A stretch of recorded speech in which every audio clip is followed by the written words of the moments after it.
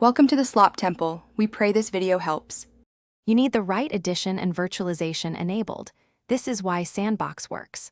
First, reboot and enable Intel VTX or AMDV in BIOS/UEFI if not already on. Once done, sign into Windows and press Start, type Windows Features, and turn Windows Features on or off. Make sure to scroll to find Windows Sandbox. You're starting configuration now. Enabling the feature here is the first actionable step to create an isolated temporary desktop. Now you'll enable Sandbox itself and any dependencies. In the Windows Features dialog, check Windows Sandbox. Make sure Hyper-V and Windows Hypervisor Platform or Containers are selected too because Sandbox depends on them. Click OK and Windows will configure files. This can take a few minutes. When prompted, restart your computer. After reboot, Windows will have the hypervisor running. This middle step prepares the virtualization stack, so your Sandbox will launch reliably and securely.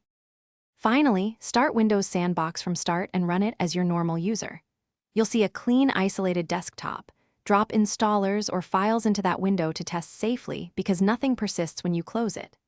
If Sandbox won't start, make sure virtualization is still enabled in BIOS, Hyper-V is active, and you're on Pro/Enterprise/Education. Also update CPU/chipset drivers and check for Windows updates. If problems remain, toggle Hyper-V off and on in Windows Features and reboot to reset the hypervisor. Thanks for watching. Consider subscribing if we helped you.